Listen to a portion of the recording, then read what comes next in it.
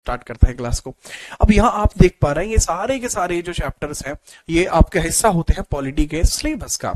ये वाले जो चैप्टर्स हैं these are the part of polity syllabus. अब इन्हीं पॉलिटी के सिलेबस के पार्ट्स को ध्यान में रखते हुए, ठीक है, चलिए हम स्टार्ट कर रहे हैं। सबसे जरूरी चीज जो लास्ट क्लास में हम डिस्कशन कर रहे थे वो ये था, 1813 का चार्टर आ चुका था और अब हम बात करने वाले थे 1833 का चार्टर। तो हेडिंग डाल लीजिए 1833 चार्टर एक्ट। हेडिंग डाल लीजिए 1833 चार्टर एक्ट। और पहले मुझे ये बता दो, यहां तक तो कोई दिक्कत नहीं है, फिर हम चार्टर एक्ट की हेडिंग के साथ शुरुआत करते हैं। 1833 का चार्टर, बताओ जी भैया। ठीक है सर, आपका ही साउंड स्लो आता है। ये कौन है? हजारुन निशा। अच्छा, आप ही का साउंड स्लो आता है। अरे क्योंकि मैं बोलता हूं, चिल्लाता थोड़ी हूं, है जी। खैर कोई बात नहीं। खुशी दीक्षित ने कह दिया है कि सर आप बहुत अच्छा पढ़ाते हो। तो खुशी, आपका बहुत बहुत धन्यवाद, आपका नाम बहुत अच्छा है। तो चलिए क्लास को स्टार्ट करते हैं। Okay, moving further. आर्टिकल छोड़िए, पहले 1833 चार्टर पढ़िए। 1833 चार्टर एक्ट, ये तीसरे नंबर का चार्टर है। ये जो राजलेख अधिनियम है ये तीसरे नंबर का है। इसको बोलते हैं 1833 का चार्टर अधिनियम। अधिनियम ये है बाबू 1833 का चार्टर अधिनियम। इसके अंदर क्या कुछ हुआ है उसकी हम बात कर रहे हैं। ठीक है, क्या कुछ हुआ है उसकी हम बात कर रहे हैं। सबसे पहले शासन को केंद्रीकृत करने की शुरुआत की गई। शासन को केंद्रीकृत करने की शुरुआत की गई। केंद्रीकृत करने की शुरुआत की गई। शुरुआत की गई। जो एडमिनिस्ट्रेशन था उसको सेंट्रलाइज करने की शुरुआत की गई है, वो समझिए। ठीक है, अब वो सेंट्रलाइज करने की शुरुआत किस प्रकार से की जाएगी? जो भी यहां पे एडमिनिस्ट्रेशन था, what ever that was, that became, आप समझिए कैसे administration became, administration started to become centralized, started to become centralized, centralized। जो प्रशासन था वो सेंट्रलाइज होना शुरू हो गया था। ठीक है, चलिए इसके बाद नेक्स्ट पॉइंट क्या हुआ बाबू? नेक्स्ट पॉइंट, पहला पॉइंट तो ये हो गया। इसके बाद नेक्स्ट पॉइंट समझिए। नेक्स्ट पॉइंट किस प्रकार से यहां पर डिसाइड किया जाता है वो समझ लीजिए। ठीक चल रहा है। नेक्स्ट पॉइंट ये था कि भारत में बंगाल के गवर्नर जनरल का पद समाप्त कर दिया गया। बंगाल के गवर्नर जनरल का पद समाप्त कर दिया गया। जनरल का पद समाप्त कर दिया गया। का पद समाप्त किया गया। समाप्त किया गया। गवर्नर जनरल का जो पद था भारत में वो समाप्त कर दिया जाता है। ठीक है, याद रखिए। इसका मतलब यह है कि बंगाल के जो गवर्नर जनरल थे, governor general of Bengal, governor general of Bengal post eliminated. Governor general of Bengal की जो पोस्ट थी उसको खत्म कर दिया गया। नेक्स्ट पॉइंट, भारत में नया पद बनाया गया। भारत में नया पद बनाया गया। भारत में नया पद बनाया गया। नया पद बनाया गया। भारत में एक नया पद बना और जिस नए पद को किस नाम से जाना जाता है? New post created. New post created. और ये न्यू पोस्ट कौन सी थी बाबू? That was governor general of India. नई पोस्ट थी जी governor general of India. Of India. और इस पद पर बैठने वाला जो व्यक्ति था, the person who sat on this throne, the person who sat on this throne, that was, कौन था इसमें बैठने वाला प्रथम व्यक्ति? प्रथम व्यक्ति जो यहां बैठा,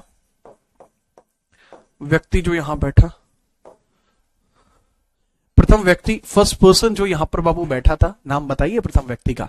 सर जी यहां जो प्रथम व्यक्ति बैठा था ना, मैं उसका नाम अगर आपको बताऊंगा तो आपको मजा आ जाएगा। मैं भाई ऐसा क्या था, ठीक है, उसका नाम बेसिकली यहां पे है विलियम बेंटिक। मजे वाली बात क्या है सर, बेंटिक, इसमें ऐसा लगता है जैसे विलियम बैटिंग हो, कि बैटिंग होती है ना क्रिकेट में, तो ऐसे, अरे मगे भाई ठीक है, नाम है विलियम बेंटिक। ठीक है, बड़ा फेमस नाम है वैसे विलियम बेंटिक, विलियम बेंटिक। ये वही आदमी है जिसने भारत के अंदर सती प्रथा पर रोक लगाने में पूरी कोशिश की थी। ठीक है, चलिए इसके बाद हम आगे बढ़ते हैं नेक्स्ट। अगला पॉइंटर ये था कि ये तो हुआ ही, और भारत के अंदर जो कंपनी के लिए एकाधिकार पत्र था वो पूर्णतः समाप्त कर दिया गया। करण चौधरी मैं अभी बात करूंगा, अब इसको लिख लीजिए। भारत में ईस्ट इंडिया कंपनी, भारत में ईस्ट इंडिया कंपनी का एकाधिकार पत्र पूर्णतः समाप्त हुआ। एकाधिकार पत्र पूर्णतः समाप्त कर दिया गया। समाप्त कर दिया गया। Company monopoly completely abolished. Company monopoly completely abolished.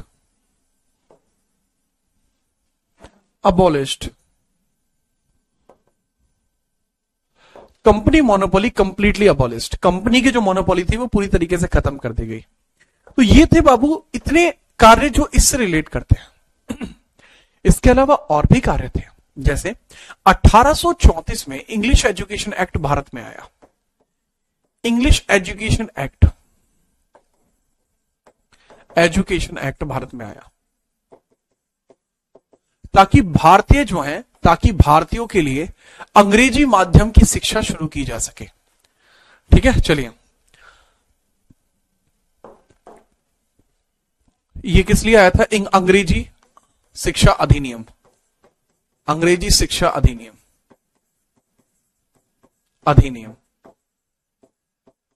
अंग्रेजी शिक्षा अधिनियम जो आया है बाबू, ये किस लिए आया है? ताकि प्राथमिक शिक्षा, या फिर ये ताकि भारत के अंदर शिक्षा का जो महत्व है वो अंग्रेजी को ज्यादा दिया जाए। किसके द्वारा लेकर आया गया था? बाई मैकॉले के द्वारा लाया गया था। मैकॉले इसको लेकर आया था, मैकॉले।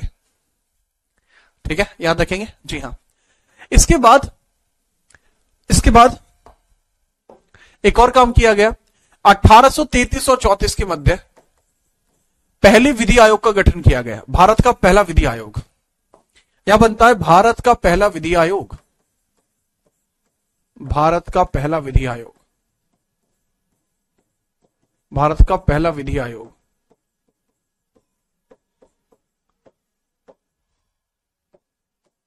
First legal commission.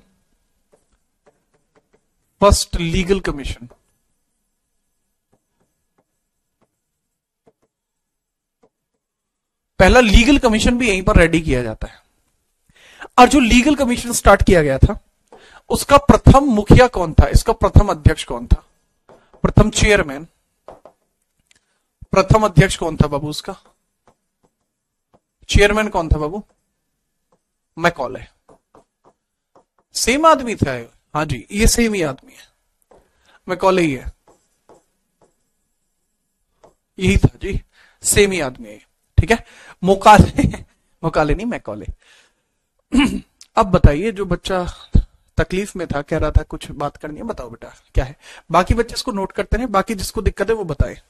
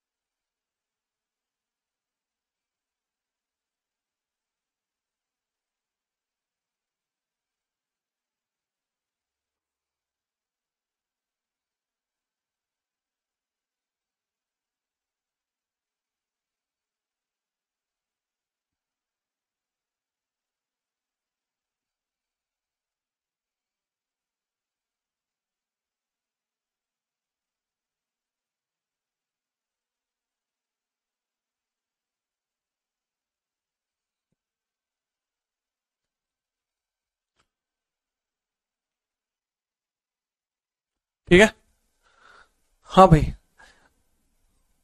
अच्छा हिस्ट्री आप पढ़ रहे हो मुझसे, अरे अच्छी बात है ये तो। मुझसे हिस्ट्री पढ़ने वाले जानते हैं हिस्ट्री की क्या अहमियत है जी, हाँ बढ़िया। ठीक है चलो जी, तो इसमें मैंने जो जो चीजें आपको बताई हैं, आई गेस कि आपको ये सारी चीज समझ में आई होंगी। इसके बाद हम आगे बढ़ते हैं और आगे देखते हैं 1853 का चार्टर अधिनियम। इसके बाद एक और अधिनियम आएगा जो 1853 का चार्टर अधिनियम कहलाया। तो हेडिंग डाल लीजिए 1853 चार्टर अधिनियम। 1853 का चार्टर अधिनियम, 1853 का चार्टर अधिनियम, चार्टर एक्ट, इसको बोला जाता है राजलेख अधिनियम। जैसा मैंने बताया था अभी आपको, चार्टर यानी राजलेख।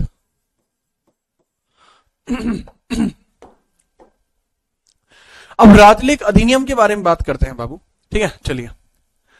कि सबसे पहला और स्पेसिफिक एंड इंपॉर्टेंट पॉइंट आपका बाबू ये है कि जी एक पॉइंट इसमें ये आता है कि भाई ये जो चार्टर एक्ट था जो 1853 में लाया गया है वो समझिए। एक बच्चा कह रहे समझ में नहीं आया, अंजनी कुमार बेटा समझना था ही नहीं, आप बहुत बड़ी गलती कर रहे हो कि आप समझने की कोशिश कर रहे हो। दिमाग आपको इतना लगाना था जितना जरूरी था। भारत में केंद्रीकृत शासन की शुरुआत की गई, ये आपको समझ में आया, लिखा हुआ देखा। केंद्रीकृत शासन का मतलब होता है सारा का सारा सेशन सेंट्रलाइज। अभी तक बंगाल को केंद्र मानने थे, अब भारत को केंद्र मानेंगे बस। इसमें भारत के बंगाल के गवर्नर जनरल का पद खत्म कर दिया गया। इसमें क्या था जो समझ में नहीं आया? नहीं मोनिका ऐसा नहीं है कुछ भी, ठीक है चलिए। तो बहुत बड़ी गलती कर रहे हैं बाबू आप, हैं खैर कोई नहीं, आप समझने की कोशिश अब लिखिए कि आगे क्या करना है। 1853 में सबसे पहले काम क्या किया जाता है, कंपनी को केवल प्रशासनिक दायित्व सौंपे गए, प्रशासनिक दायित्व सौंपे गए, दायित्व सौंपे गए, सौंपे गए, ठीक है। इसका मतलब है administrative, only administrative, only administrative, only administrative responsibilities,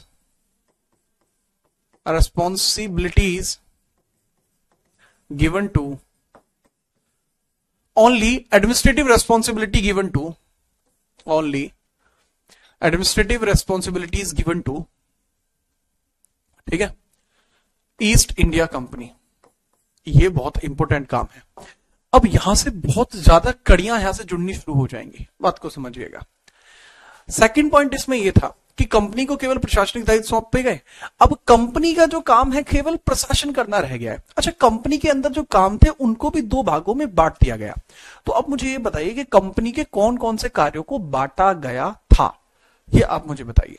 ठीक है, आप खुद बताएंगे कि सर ये काम ऐसे ऐसे बांटे गए थे। ठीक है, फटाफट बताइए कौन से कार्य बांटे गए, फटाफट बताओ। तब तक मैं आपको बता देता हूं कि बंगाल में लेफ्टिनेंट गवर्नर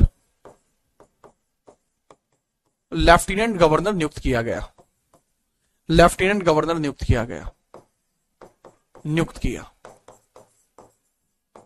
किया।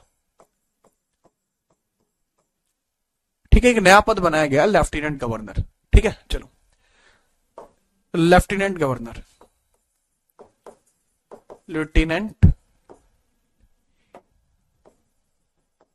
Governor post created in Bengal. तो बंगाल में जो लेफ्टिनेंट गवर्नर का पद क्रिएट किया गया है बाबू, उस पर कौन बैठा है? पहला व्यक्ति फ्रेडरिक हैलिडे। फ्रेडरिक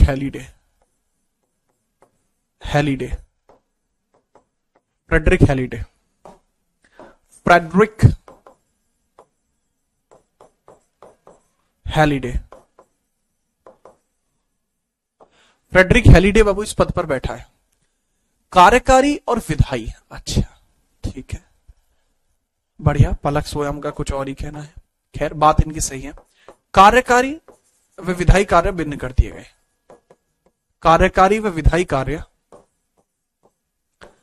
कार्य भिन्न कर दिए गए, पृथक कर दिए गए, पृथक हुए। कार्यकारी व विधायी कार्य पृथक हो गए। ठीक है, इसका मतलब है executive and legislative work divided, executive and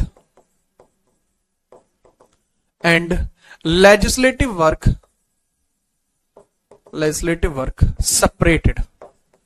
अब आप में से कोई एक बच्चा ऐसा है जो मुझे यह बता दे कि सर कार्यकारी काम कौन से होते हैं और विधायी काम कौन से होते हैं, कृपया करके मुझे बता दीजिए, मुझे अच्छा लगेगा कि हां बच्चों ने सही बताया।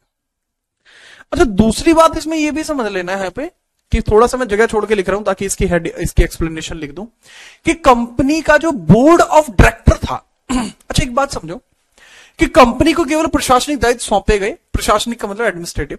अब व्यापार से कंपनी का कोई रिलेशन नहीं रहा, कंपनी छोटा मोटा व्यापार कर रही है, बड़े लेवल पे व्यापार नहीं कर रही है।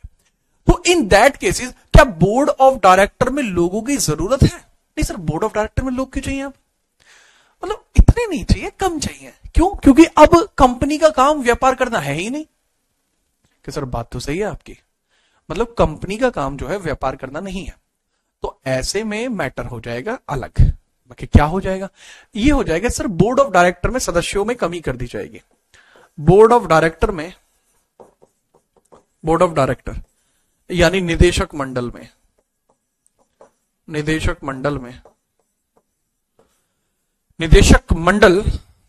सदस्यों में कमी की गई। जो बोर्ड ऑफ डायरेक्टर के मेंबर्स हैं उनके सदस्यों में कमी की गई है। पहले 24 हुआ करते थे, अब 18 कर दिए गए। पहले 24 हुआ करते थे, अब 18 कर दिए गए। पहले 24 हुआ करते थे, अब 18 कर दिए गए। क्या आप याद रख पाएंगे? हाँ जी अब 18 कर दिए गए। अच्छा, कार्यकारी व विधायी कार्य पृथक हो गए। कार्यकारी काम क्या होता है? Law making, law imposing, sorry, कानून लागू करना, इम्पोजिंग, कानून को लागू करना, कानून लागू।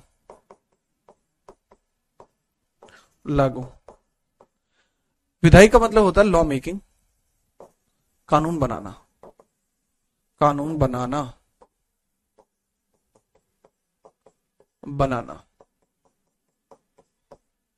तो ये दो काम कुछ इस तरीके से चलाए गए।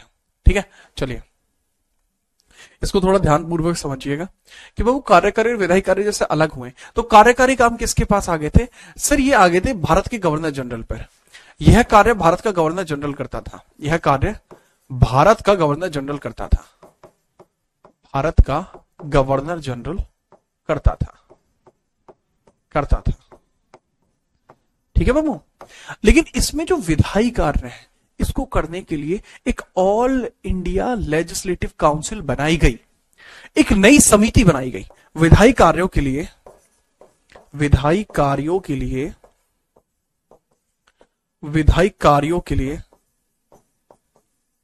All India legislative council, all India legislative council, अखिल भारतीय विधायी परिषद बनाई गई है। ठीक है, चलिए इसको बोलते हैं अखिल भारतीय विधायी परिषद। अखिल भारतीय विधायी परिषद, अखिल भारतीय विधायी परिषद बनाई गई। ठीक है बाबू, याद रखेंगे। चलो अब एक और चीज, 1853 में एक मैकॉले समिति बनाई गई। इस राजलेख अधिनियम के बाद ही 1853 में मैकॉले समिति बनाई गई थी। मैकॉले कमेटी बनाई गई थी। मैकाले समिति बनाई गई थी। अब जो मैकाले समिति बनी है ना बाबू, इस समिति ने क्या काम कर दिया कि बाबू इसने 1854 में सिविल सेवा के लिए लिखित परीक्षा का आयोजन कराया। 54 में सिविल सेवा के लिए लिखित परीक्षा, सिविल सेवा के लिए लिखित परीक्षा का आयोजन कराया। लिखित परीक्षा का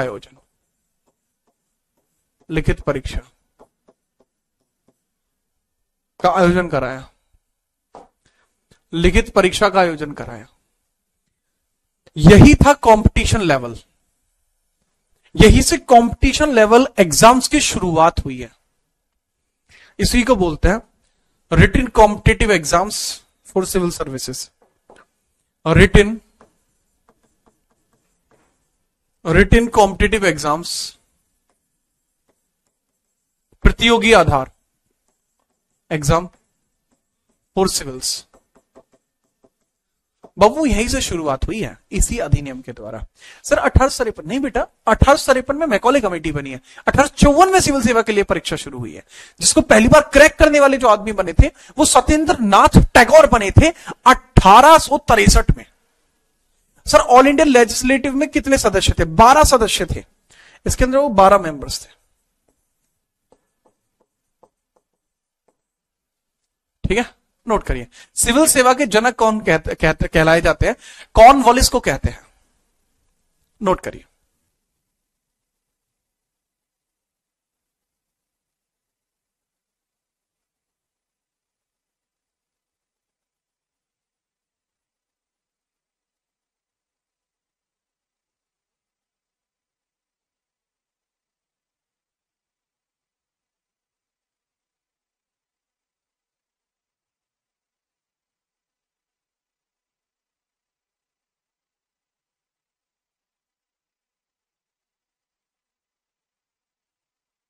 फटाफट नोट करिए बाबू, 1 मिनट में आगे बढ़ रहे हैं।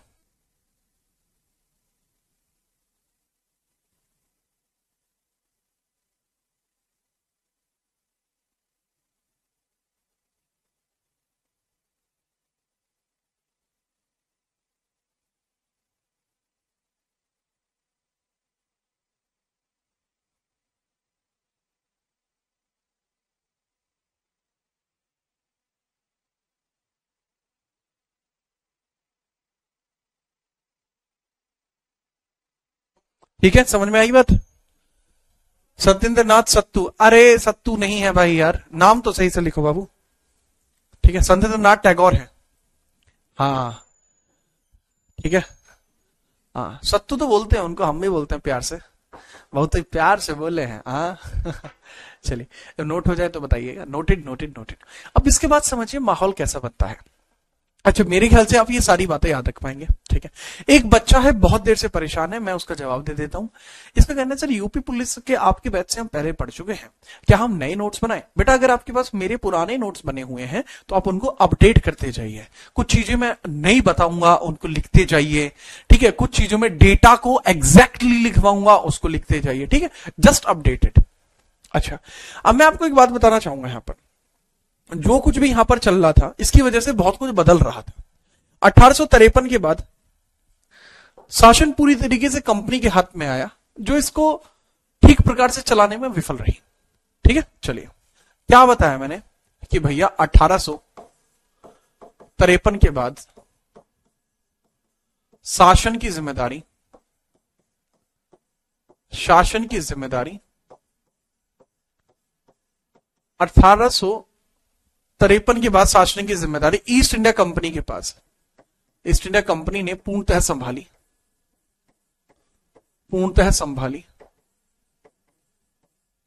जिसमें ईस्ट इंडिया कंपनी विफल रही, इन विच, ठीक है, जिसमें ईस्ट इंडिया कंपनी विफल रही।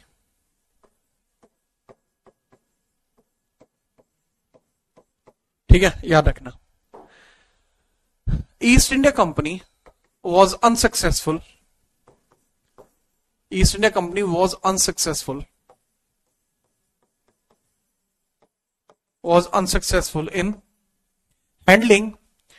in handling India administration.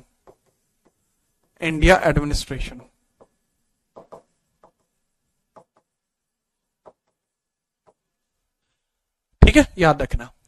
Clear? जी हाँ। ओके सर, कोई दिक्कत नहीं है यहां तक। तो इसने क्या करा, इसने शासन में बहुत सारी गलतियां की। अच्छा एक बात बताऊं, अगर मैं मान के चलो मैं आपसे ये कहूं कि भाई सचिन भाई, अगर मैं सचिन से कहूं कि सचिन भाई आप चेस खेलो, सचिन तेंदुलकर से अगर मैं कहता हूं, और विश्वनाथन आनंद से मैं कहता हूं कि आप क्रिकेट खेलो, विश्वनाथन आनंद से मैं कहता हूं कि आप क्रिकेट खेलो, तो क्या ये अच्छा कर पाएंगे? नहीं कर पाएंगे। मेरा तो ये विचार है कि ये ठीक से काम कर ही नहीं पाएंगे। आपका भी यही विचार होगा शायद। नहीं मतलब मान के चलिए कि अगर ऐसी परिस्थिति बनती है तो ना तो सचिन तेंदुलकर अच्छा चेस खेल सकते हैं, ना विश्वनाथ आनंद अच्छा क्रिकेट खेल सकते हैं। इससे हमें क्या शिक्षा मिलती है कि जिसका काम उसी को साझे और करे तो डंडा बाजे। ठीक है, तो अब आप ये समझिए कि जब भैया कंपनी का काम क्या होता है, कंपनी का काम क्या होता है, ईस्ट इंडिया कंपनी का काम क्या था सर? ईस्ट इंडिया कंपनी जो थी इसका कार्य क्या था? व्यापार करना। कार्य क्या था? इसका कार्य था व्यापार। ठीक है, और प्रशासन करना किसका काम था? ब्रिटेन सरकार का। ब्रिटेन गवर्नमेंट का काम क्या था? प्रशासन करना, प्रशासन।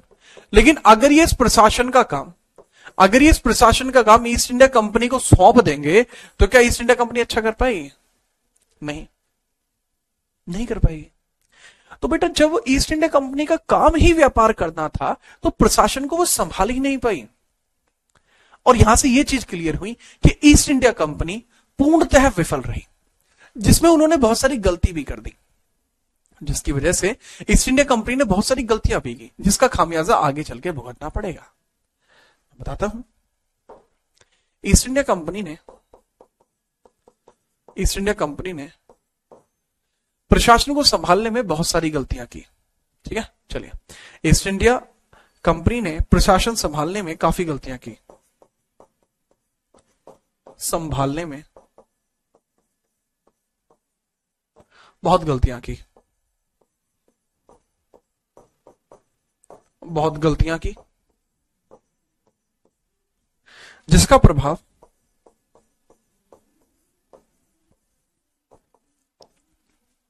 जिसका जो प्रभाव था वो कई अलग अलग प्रकार से पड़ा, जैसे सामाजिक, आर्थिक व राजनीतिक, तीनों ही प्रकार से उसका प्रभाव पड़ा।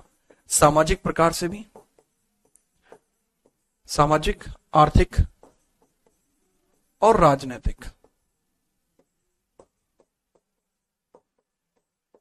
राजनीतिक, तीनों ही प्रकार से ये प्रभाव पड़ा है। ठीक है, यानी इसका सोशल इंपैक्ट भी है, ठीक है, इकोनॉमिक इंपैक्ट भी है, और इसका बाबू पॉलिटिकल इंपैक्ट भी है। और इन सभी को ध्यान में रखते हुए, इन सभी के प्रभाव के कारण, इन तीनों ही प्रभावों की वजह से, इनका प्रभाव, इन तीनों के ही प्रभाव की वजह से, इंपैक्ट की वजह से, इन तीनों का ही प्रभाव या इंपैक्ट था कि भारत में 1857 की क्रांति हुई, 1857 का रेवोल्यूशन, 1857 की क्रांति हुई, 1857 की क्रांति हुई। और 1857 की क्रांति के कारण, और 1857 की क्रांति के कारण यह बात स्पष्ट हो गई कि ईस्ट इंडिया कंपनी अब भारत में प्रशासन नहीं संभाल सकती। 1857 की क्रांति के पश्चात ब्रिटेन सरकार ने ईस्ट इंडिया कंपनी से, ब्रिटेन सरकार ने ईस्ट इंडिया कंपनी को प्रशासन से बाहर कर दिया, ईस्ट इंडिया कंपनी को प्रशासन से बाहर कर दिया, प्रशासन से अलग किया, शासन से अलग किया, अलग किया। कृपया करके ये पूरा नोट करिए, समझिए, फिर आगे बढ़ते हैं।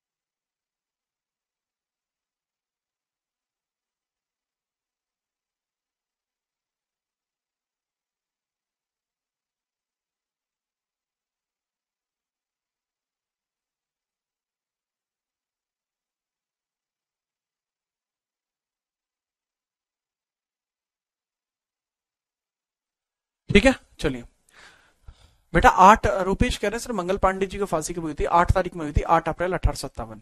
ठीक है, और मुझे अच्छा लगा कि आपने इस प्रकार से मुझसे एक सवाल पूछा जिसके बारे में आपको लगा कि शायद मुझे पता ना हो, तो ऐसे सवाल ला पाना बहुत मुश्किल काम है। ठीक है, चलिए कोई बात नहीं, ये तो आपने जस्ट अभी पूछा है, खैर कोई नहीं, आप ऐसे सवाल पूछ सकते हैं। यूट्यूब पे हम सेशन भी रख सकते हैं इसके लिए एक। अब हम आगे बढ़ते हैं और बिना परेशानी के देखते हैं आगे क्या क्या हुआ। मैं आपको एक बात क्लियर कर देना चाहूंगा, ये जितना भी इंपैक्ट मैंने यहां पर आपके लिए लिखा है, ये भारत के आधुनिक भारत का हिस्सा है। ये सारी चीजें आपको पढ़नी होती है आधुनिक भारत में, ये सारी चीजें आपको आधुनिक भारत में पढ़नी होती है। आधुनिक भारत यानी जब आप मॉडर्न हिस्ट्री पढ़ेंगे, उसके अंदर जो मॉडर्न इंडिया पढ़ेंगे, ये सारे इंपैक्ट वहां पे आपको पढ़ाए जाएंगे। मॉडर्न इंडिया, ये सारे मॉडर्न इंडिया के हिस्से होंगे, मॉडर्न इंडिया का हिस्सा होगा। बात आई समझ में? ठीक है, क्लियर, याद रखिए। अब हम इससे आगे देखते हैं आगे क्या है मैटर जी। आगे मैटर समझने की कोशिश करते हैं। 1857 में मिली विफलता के कारण ईस्ट इंडिया कंपनी प्रशासन में नहीं रही और प्रशासन की बागडोर ब्रिटेन सरकार ने अपने हाथों में ले ली। अब प्रशासन क्योंकि अब ब्रिटेन सरकार के प्रत्यक्ष हाथों में जा चुका है, तो वो एक अधिनियम भारत में भेजते हैं। वो अधिनियम था 1858 भारत शासन अधिनियम। जैसा मैंने बताया 1857 की क्रांति के पश्चात, क्रांति के बाद 1857 की क्रांति के बाद प्रशासन की बागडोर, प्रशासन की बागडोर, प्रशासन की जो भी बागडोर थी वो संभाल ली जाती है किसके द्वारा? प्रशासन की बागडोर ब्रिटिश सरकार ने संभाल ली। ब्रिटिश सरकार ने स्वयं संभाली, स्वयं संभाली, संभाली और ईस्ट इंडिया कंपनी को प्रशासन से पूर्णतः बाहर कर दिया। और जो ईस्ट इंडिया कंपनी थी उससे पूर्णतः बाहर कर दिया जाता है। किसको भला सर? उससे बाहर किसको? ईस्ट इंडिया कंपनी को। ठीक है, चलिए। ब्रिटिश सरकार ने स्वयं संभाली तथा ईस्ट इंडिया कंपनी को प्रशासन से बाहर किया गया, को प्रशासन से बाहर किया गया, को प्रशासन से बाहर किया गया। इसको आप कैसे लिख सकते हैं बाबू? After 1857 revolt, after 1857 revolt, after 1857 revolt, administration handed by या holded by, administration holded by British government directly और डायरेक्टली। तो ब्रिटिश गवर्नमेंट डायरेक्टली इस एडमिनिस्ट्रेशन को संभालने के लिए तैयार है। ठीक है, याद रखना। और इसी को ध्यान में रखते हुए आप ये भी समझ लेना कि यहां पे आपको देखने को मिलता है एक 1858 का भारत शासन अधिनियम, 1858 का भारत शासन अधिनियम, भारत शासन अधिनियम, government of India act 1858, government of India act 1857। तो गवर्नमेंट ऑफ इंडिया एक्ट 1857 है। अब हम उसके बारे में चर्चा करेंगे कि आखिरकार गवर्नमेंट ऑफ इंडिया एक्ट 1858 क्या था। ठीक है, चलिए अब बात करते हैं क्या है मैटर। भैया देखो, पहले आपसे कुछ सवाल पूछा जाएगा कि जब 1858 का अधिनियम भारत में आया, उस समय ब्रिटेन के पीएम कौन थे, ब्रिटेन की क्वीन कौन थी, भारत में कौन था जो भारत का गवर्नर जनरल था, ये सब चीजें आती हैं। पूछा जाएगा इस समय ब्रिटेन के पीएम कौन थे, इस समय ब्रिटेन के पीएम कौन थे? तो भाई ब्रिटेन के पीएम थे Palmerston. Britain PM was Palmerston. Palmerston, ठीक है, पामस्टोन थे, पामस्टोन थे जी। ठीक है, दूसरा आपसे यह भी पूछा जा सकता है कि ये और बता दीजिए कि जब 1858 अधिनियम भारत में आया उस समय ब्रिटेन की क्वीन कौन थी? ठीक है, ब्रिटेन की क्वीन कौन थी? ब्रिटेन क्वीन विक्टोरिया थी। विक्टोरिया, विक्टोरिया वो थी बाबू, विक्टोरिया।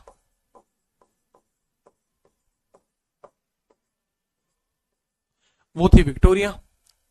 क्लियर? पूछा जा सकता है इस समय भारत का गवर्नर जनरल कौन था? भारत का गवर्नर जनरल कौन था? भारत का गवर्नर जनरल कौन था सर जी? भाई भारत का गवर्नर जनरल इस समय था कैनिंग। कैनिंग।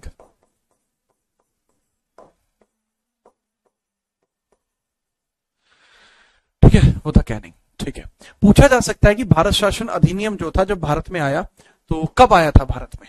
देखो, भारत में आने की इसकी 2 डेट बताई जाती हैं। कुछ लोग, कुछ इतिहासकार कहते हैं कि ये 1 नवंबर को आया था। 1 नवंबर 1858 में आया था।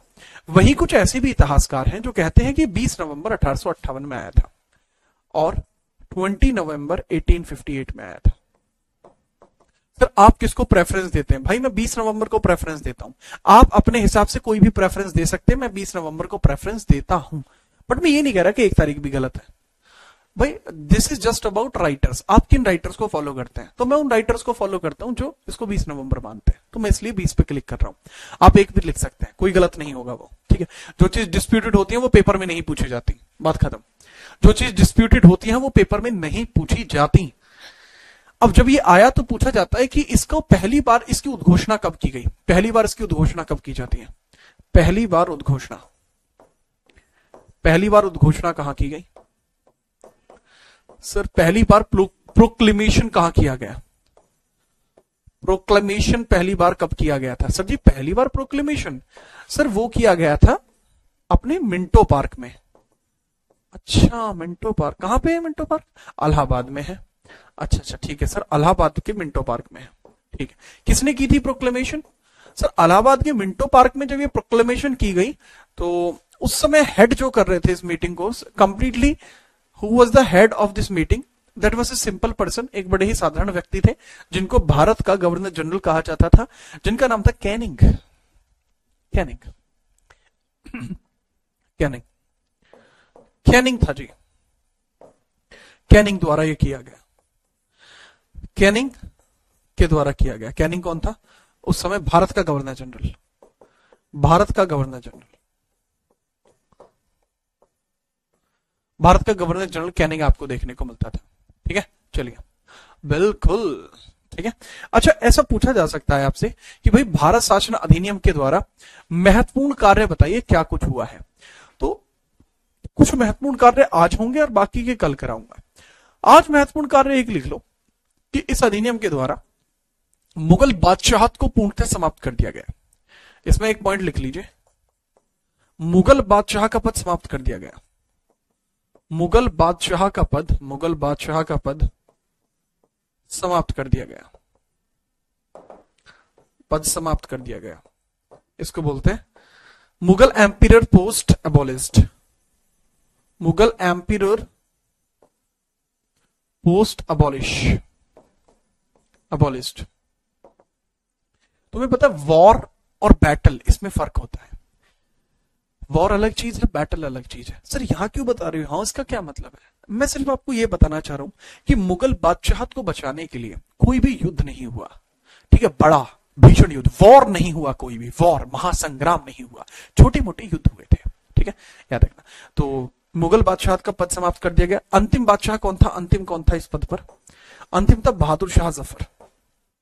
बहादुर शाह जफर, बहादुर शाह जफर। सर ये जफर क्यों लिखता था बाबू? जफर ये इसलिए लिखता था क्योंकि कविताएं जब लिखता था तो उसके लास्ट में अपनी साइन करता था जफर नाम से, इसलिए इसको जफर लिखने की आदत थी। कहां गया सर? मार दिया क्या इसे? नहीं नहीं, मारा नहीं था, इसको रंगून भेजा। ये रंगून कहां पे सर? इंडिया में ही है क्या? इंडिया में नहीं है, ये बर्मा में है। सर बर्मा तो हमने सुना ही नहीं है। म्यांमार सुना है ना, वही है बर्मा, यानी जो वर्तमान में म्यांमार है वहां पर इसको भेज दिया गया।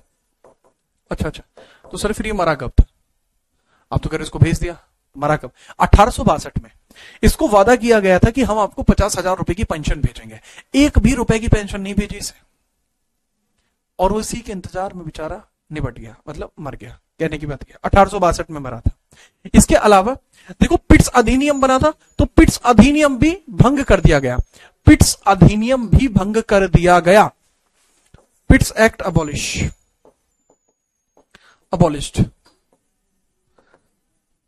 पिट्स अधिनियम समाप्त कर दिया गया, पिट्स अधिनियम भी समाप्त कर दिया गया, पिट्स एक्ट अबॉलिश्ड,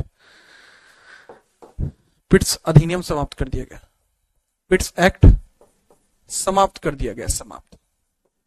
तो ये सारी चीजें हुई हैं, पिट्स एक्ट ऑल्सो अबॉलिश्ड। ठीक है, चलिए तो आज के लिए बाबू इतना ही। उम्मीद करता हूं आप सभी बिल्कुल खुश रहे होंगे और बढ़िया तरीके से आपने इसको समझा होगा, और आगे हम देखते हैं कल। ठीक है, चलिए, आया मजा? और यार इंस्टाग्राम पे आप जुड़े नहीं अभी तक, आपको जुड़ जाना चाहिए था GeetRana.77 पर, जो नहीं जुड़ा है जुड़ जाइए। बाकी मेड इन भारत भी आप सर्च कर सकते हैं अपने प्लेटफॉर्म पे, जो भी प्लेटफॉर्म पे आप कर रहे हैं ना। तो मिलते रहेंगे इसी तरीके से, तब तक के लिए जय हिंद, वंदे मातरम।